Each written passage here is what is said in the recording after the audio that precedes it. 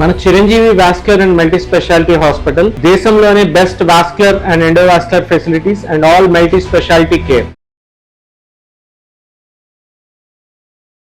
నమస్తే, welcome to Suman TV. నేను పద్మిని. ప్రస్తుతంతో పాటు ప్రముఖ ఆధ్యాత్మికవేత్త, వాస్తు జ్యోతిష పండితులు, లలిత ఉపాసకులు, వాస్తు జ్యోతిష శిక్షణ నిపుణులు బ్రహ్మశ్రీ నానాజీ పట్నాయక్ గారు మనతో పాటు ఉన్నారు. మాట్లాడదాం.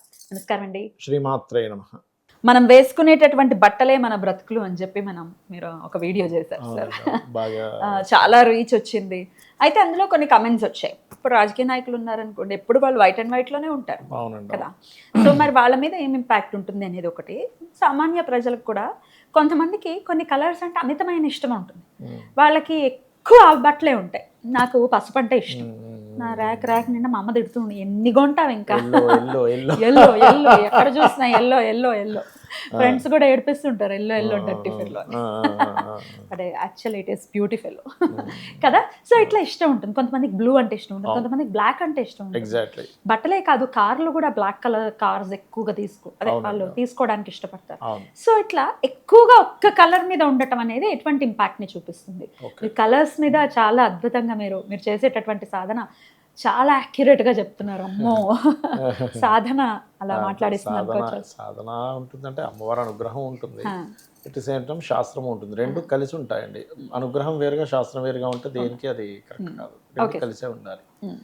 సార్, దీని గురించి ఒకసారి చెప్పండి సార్. అంటే మీరు అన్నట్టుగా నేను కూడా కామెంట్ చూశాను, మరి రాజకీయ నాయకులు ఎప్పుడు వైట్ కలర్ వేసుకుంటారని. దాని మీద కూడా రీసెర్చ్ నడిచింది చెప్పాలంటే. ఇప్పుడు రాజకీయ నాయకులు వైట్ కలర్ వేసుకుంటారు, స్కూల్ పిల్లలు స్కూల్ డ్రెస్లోనే ఉంటారు. కొన్ని కంపెనీస్లో అందరూ ఒకే డ్రెస్ వేసుకుంటారు, ఒక యూనిటీ కోసం అని. అప్పుడు ఎలా చెప్తాము? దాని మీద ఒక రీసెర్చ్ చేశాను నేను యాక్చువల్గా. ఇప్పుడు రాజకీయ నాయకులు అందరూ వైట్ వేసుకుంటున్నారు, ఫైన్. ఆ వైట్లో కూడా వాళ్ళని మనం చూసినప్పుడు వాళ్ళ డ్రెస్ ఎలా ఉంది, నలిగిపోయి ఉందా, కొంచెం మాసినట్టుగా ఉందా, కొత్తగా ఉందా, ఫిట్గా ఉందా, ఉందనే దాని మీద ఆధారపడుతుంది. రెండోది ఏంటంటే, రాజకీయ నాయకుడు రాజకీయాల్లో మన అందరూ వైటే వేసుకుంటారు, అందరూ ఎందుకు పైకి రానివ్వరు అంటే, వాళ్ళ యొక్క కలర్తో పాటు పైన కొంతమంది ఒక కండువా వేసుకుంటారు. చూడండి, కొంతమంది గ్రీన్ కండువా వేసుకుంటారు, కొంతమంది ఎల్లో వేసుకుంటారు. జనరల్గా అందరికీ ఉన్నటువంటి ఇదేమిటంటే, రాజకీయ నాయకులను వైట్ కలర్ వేసుకుంటున్నారు కూడా, ఫైన్. ఇప్పుడు పైన వేసుకునే కండువా వాళ్ళ గనక లక్కీ కలర్ అయితే, అంటే ఎలాగా జూపిటర్ బాగున్నాడు, మీరు ఇందాక అన్నారు ఎల్లో, జూపిటర్ బాగున్నాడు అనుకోండి మీ జాతకంలో, ఇంకా ఎల్లో తిరుగులేదు మీకు. ఇక్కడ ఏంటంటే, మనం ఇష్టం వేరు, కలిసి వచ్చే కలర్ వేరు. ఇష్టము కలిసి వచ్చే కలర్ ఒకటి అవ్వదు ఎప్పుడు. ఎందుకు అవుతుంది? అవ్వదు. ఇప్పుడు పిల్లవాడు స్కూల్కి వెళ్ళకపోవడం ఇష్టం కదా, కలిసి వస్తుందా స్కూల్కి వెళ్ళకపోతే? ఇప్పుడు షుగర్ బాగా ఉన్నవాడికి స్వీట్ అంటే ఇష్టం, కానీ స్వీట్ మంచి చేయదుగా. అంతే సార్. ఇప్పుడు నాకు గురువు బాగున్నాడు అనుకోండి సార్, ఎల్లో వైపుకు నన్ను అట్లా డైవర్ట్ అవ్వదా? నా ఉద్దేశం అవుతుంది. బాగున్నప్పుడు డైవర్ట్ అవుతాం కదా. బాగున్నప్పుడు డైవర్ట్ అవ్వడం ఒకటే కాదు, దానివల్ల మీరు లబ్ధి కూడా పొందుతారు. అంటే జూపిటర్ బాగున్నాడు, క్రీమ్ కలర్, ఎల్లో కలర్స్ మీకు అద్భుతంగా పనిచేస్తుంది. అయితే అందులో ముఖ్యంగా ఆధ్యాత్మిక మార్గాల్లో ఉండేటువంటి వారు, టీచింగ్, ట్రైనింగ్, కన్సల్టెన్సీ సెంటర్స్ మార్గాల్లో ఉండేటువంటి వారికి జూపిటర్ బాగుంటే బాగుంటుంది. వాళ్ళు అప్పుడు ఎల్లో, క్రీమ్, గంధం కలర్స్ లాంటివి వేసుకోవడం వల్ల ఇంకా బాగుంటుంది వారికి. ఇప్పుడు ఇదే మనం చూడండి, ఒక్కొక్కసారి నేను చాలా అబ్జర్వేషన్స్లో మంచి డ్రెస్ వేసుకుంటే మంచిది అని చెప్తూ వస్తున్నాను. సరే, ఇప్పుడు స్టూడియో ఉంది, యాంకర్స్ నిజంగా మంచి డ్రెస్సే వేసుకుంటారు, ఎందుకంటే మనకి దాంట్లో కనబడాలి బాగా. వచ్చిన గెస్ట్ మంచి కలరే వేసుకుంటాడు. మరి ఎప్పుడూ నిత్యం మంచి డ్రెస్సే వేసుకుంటాం కదా. కొంతమందికి బాగుంటుంది, అద్భుతంగా కలిసి వస్తుంది, కొంతమందికి యాంకరింగ్లో, కొంతమందికి పెద్దగా కలిసి రాక, వాళ్ళు సరిగా చెయ్యలేక వాళ్ళు ఫెయిల్యూర్ అవుతూ ఉంటారు. మరి మంచి డ్రెస్ వేసుకున్నారు కదా, అది కూడా క్వశ్చన్ వేసుకున్నాను. వేసుకున్నప్పుడు నాకు అర్థమైన విషయం ఏంటంటే, వాళ్ళు ఏ కెరియర్లో ఉంటారో ఆ కెరియర్ గ్రహ సంబంధించింది ఇంకా బాగా కలిసి వస్తుంది వాళ్ళకి. అంటే వాళ్ళ ఎగ్జాంపుల్, వాళ్ళకి వీనస్ బాగున్నాడు, వీనస్ అండ్ రాహు ఇది ఇట్లాంటి కెరియర్కి కారకుడు. అప్పుడు వాళ్ళు ఏంటి, వీనస్ రాహు సంబంధించిన ఉపాసన చేస్తుంటే అప్పుడు కలిసి వస్తుంది. లేకపోతే ఇది జనరల్ కోడ్. ఇప్పుడు ఒక ఇది ఉంటుంది, ఎలా అంటే నిమిత్తాల్లో నువ్వేదైనా అనుకున్నా మంగళ వాయిద్యం వినిపిస్తే మంచిది, అది గుడి గంట వినిపిస్తే మంచిది అంటాం. కానీ గుడి పక్కన ఉన్నోడికి ఎప్పుడు గంట వినిపిస్తూనే ఉంటుంది. మంగళ వాయిద్యం ఉన్నోడికి ఎప్పుడు మంగళ వాయిద్యం వినిపిస్తుంది. అప్పుడు పరిస్థితి ఏమిటి? జనరల్ తీసుకోకూడదు ఇక్కడ. Correct sir, logic. అమ్మో, ఎగ్జాంపుల్ చెప్పడంలో సార్ కింగ్. అంటే నిమిత్తం మరి అక్కడే ఉంటుంది కదా, మరి ఏమిటి అని అనిపిస్తుంది. అవును. అట్లా ఏంటంటే వీళ్ళు ఇప్పుడు రాజకీయంగా బాగా రాణించాలి. ఒక వైట్ డ్రెస్ ఒకటి నీట్గా ఉంటే సరిపోదు, వీరు సూర్య ఉపాసన కూడా చేస్తే అప్పుడు యాడ్ ఆన్ అవుతుంది. సినిమా ఫీల్డ్లో లేకపోతే ఈ యాంకరింగ్ ఫీల్డ్లో బాగా రాణించాలి. వీనస్ అండ్ రాహు సంబంధించినవి దీపారాధన చేయాలి. లేదు ఒక వ్యక్తి కెరియర్లో బాగా రాణించాలి, ఆ కెరియర్లో వాళ్ళకి ఏ గ్రహం బలంగా ఉందో చూసుకోవాలి.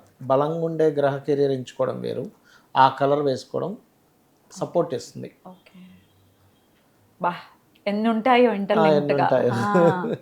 ఓకే, అట్లా. సో ప్రిడిక్షన్స్ అనేవి అలా మారుతూ ఉంటాయి, ఖచ్చితంగా మారుతూ ఉంటాయి. నేను ఫస్ట్లో అడిగినట్టుగా ఎక్కువ ఒకే కలర్కి అటాచ్ అయి ఉండటం, ఎక్కువ బ్లూస్ కూడా ఇష్టపడుతుంటారు, మంచి రాయల్ బ్లూ లేదంటే నావీ బ్లూ, స్కై బ్లూ ఇవి వేసుకుంటూ ఉంటారు. అంటే వారానికి సరిపడా 7 కలర్స్ని కూడా చెప్తూ ఉంటారు, ఇంక్లూడ్ చేసుకోండి చాలా బాగుంటుంది. కానీ వారానికి 4 రోజులు ఎల్లోలోనో బ్లూస్లోనో వైట్స్లోనో ఉంటే దాని ఇంపాక్ట్ ఎట్లా ఉంటుంది, మార్చుకోవాల్సిన అవసరం? అంటే నేను ఈ కలర్స్ మీద ఒక 20 years నుంచి రీసెర్చ్ చేస్తున్నా చెప్పాలంటే. అంటే లైట్గా ఏదైనా ఒక అంటే ఎగ్జాంపుల్ ఒక 15 years బ్యాక్ ఒక ఆర్ఆర్ రిలేటెడ్ సంబంధించిన క్లాస్కి అటెండ్ అయ్యాను నేను, మా 2-3 ఫ్రెండ్స్ కలిసి. ఆ రోజు మెర్క్యూరీ వీక్గా ఉన్నాడు. నేను ఒకటే చెప్పా, ఇక్కడ అందరికీ ఆరా అంతదన్నా గ్రీన్ కలర్ వేసుకున్న వాళ్ళకి అందదు అని చెప్పాను. చెప్పినప్పుడు నిజంగా నా గ్రీన్ కలర్ వేసుకున్న వాళ్ళకి ఆరా చూడు అంటే వాళ్ళకి అర్థం కావట్లేదు, ఎందుకంటే ఆ రోజు బుధుడు నీచంలో ఉన్నాడు. సో ఆ రోజుల్లో గోచారంలో ఉండే గ్రహం ఏదైతే ఉందో అది డెబిలిటేషన్లో ఉన్న పాపకత్తిలో ఉన్న ఆ డ్రెస్ వాళ్ళకి పూర్తిగా సపోర్ట్ చేయట్లేదు, నేను అదొకటి గమనించాను. అలాగే నేను అంటే దీన్ని చూసి మళ్ళీ క్రికెట్ బెట్టింగ్స్ అవి ఆడకూడదని చెప్తున్నా. ఇప్పుడు ఇండియా ఎప్పుడు బ్లూ వేసుకుంటుంది, ఇప్పుడు సౌత్ ఆఫ్రికా అనుకోండి, south Africa is something green dark green something, and అలాగే ఆస్ట్రేలియా ఎల్లో కలర్ ఇట్లా ఉంటుంది కదా. నేను అబ్జర్వ్ చేసినప్పుడు ఆ రోజు ఉండే గ్రహస్థితి కనుక ఎల్లోకి ఫేవర్గా ఉంది అనుకోండి, జూపిటర్ బాగున్నాడు అనుకోండి, ఆస్ట్రేలియా గెలుస్తుంది ఆ రోజు. బ్లూ శని బాగున్నాడు అనుకోండి, ఆ రోజు ఇండియా గెలవడం నేను చూసాను.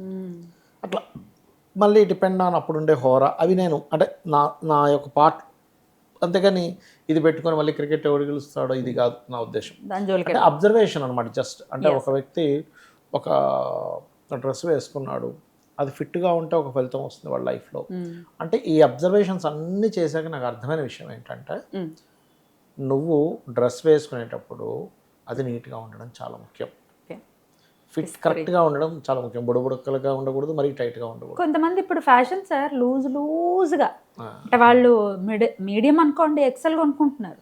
లేదు లూజ్గా వేసుకుంటున్నారంటే దాని అర్థం వాళ్ళు ఏదో ఒక ఫీల్ అయ్యారు ఏంటంటే, నేను సంథింగ్ ఇరుక్కుపోయినట్టుంది, నాకు ఏదో సంథింగ్ స్పేస్ కావాలని ఫీల్ అవుతున్నారు వాళ్ళు. అప్పుడు ఆ లూజ్ బట్టలు ఇష్టపడతారు, వేసుకుంటారు వాళ్ళు. స్పేస్ కావాలి, సంథింగ్ స్పేస్ కావాలని ఫీల్ అవుతున్నారు వాళ్ళు. కొంతమంది వాళ్ళ బాడీకి సంబంధం లేకుండా అంటే ఎబ్బెట్టుగా ఉండేలాగా టైట్గా వేసుకుంటారు సార్, వాళ్ళు గుర్తింపు కోరుతున్నారు వాళ్ళు. అవునా? ఎగ్జాక్ట్లీ. వాళ్ళు ఎనీ టైట్ బట్టలు వేసుకునే వాళ్ళు గుర్తింపు కోరుకుంటుంటారు. అంటే వాళ్ళు నేను లోపల ఉండే ఇది కూడా మొత్తం కనబడాలనుకుంటున్నాను, గుర్తింపు కోరుతున్నారు వాళ్ళు. మై గాడ్, పర్ఫెక్ట్గా వేసుకుంటే సార్ వాళ్ళ సైజుకి సార్ వాళ్ళు పర్ఫెక్ట్గా ఉండాలనుకుంటున్నారు వాళ్ళ లైఫ్లో, అన్నీ నేను పర్ఫెక్ట్గా ఉండాలనుకుంటున్నారు వాళ్ళు. అలా అని గుర్తింపు కోరట్లేదు, ఏం లేదు, ఐఎమ్ ఫైన్ అనే ఫీల్లో ఉన్నారు వాళ్ళు. అమేజింగ్ సార్, చాలా ఇంట్రెస్టింగ్ పాయింట్స్ ఇవన్నీ నిజంగా. ఏమనుకోకపోతే ఒకటి అడగండి. మిమ్మల్ని టెస్ట్ చేయడం అంత సీన్ లేదనుకోండి. ఇప్పుడు నేను ఇలా ఉన్నాను కదా, what is my state of mind today కంటే కూడా మీరు ఫ్యూచర్లో ఖచ్చితంగా ఓన్ బిజినెస్ స్టార్ట్ చేస్తారు. బిజినెస్ అంటే in sense some astrology consultations or something, ఏదైనా ఒక జ్ఞానాన్ని ఇచ్చేది ఖచ్చితంగా స్టార్ట్ చేస్తాను అర్థం.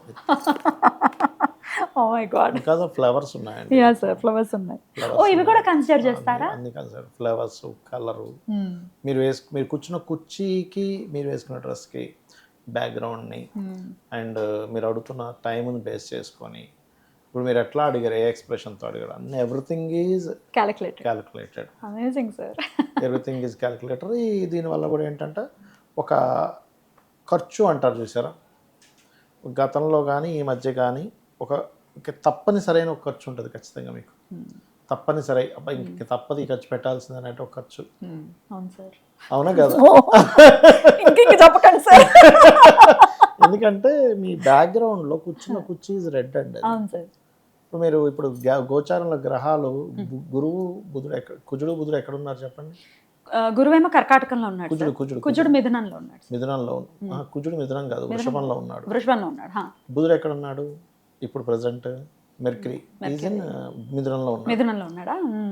బుధుడికి వెనక రాశిలో కుజుడు ఉన్నాడు. మీ వెనకతలు రెడ్ చైర్ ఉంది. రైట్.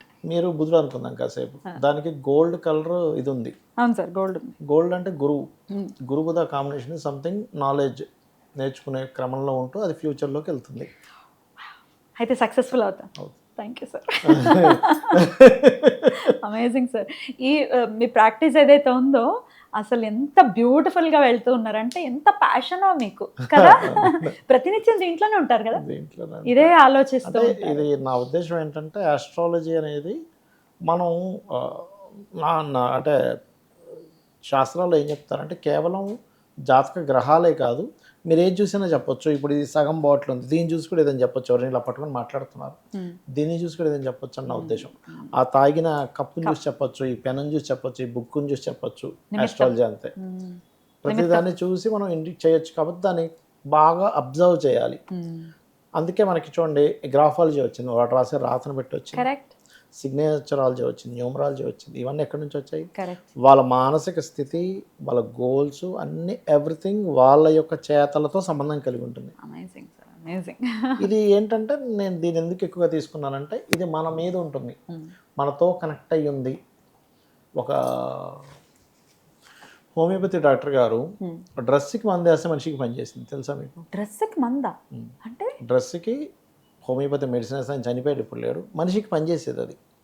అదేంటి సార్? మరి చేతబడి ఏంటండి? డ్రెస్నే తీసుకెళ్ళి కదా వాళ్ళు చేస్తారు. మరి ఎక్కడి నుంచి వచ్చింది ఆ ఎనర్జీ చేతబడికి? నిజమే సార్, నిజమే సార్. ఎన్నున్నాయో మనకు తెలియనివి. ధూళిని తీసుకెళ్తారు, కాలు కింద ధూళి పట్టుకెళ్ళి చేస్తారు.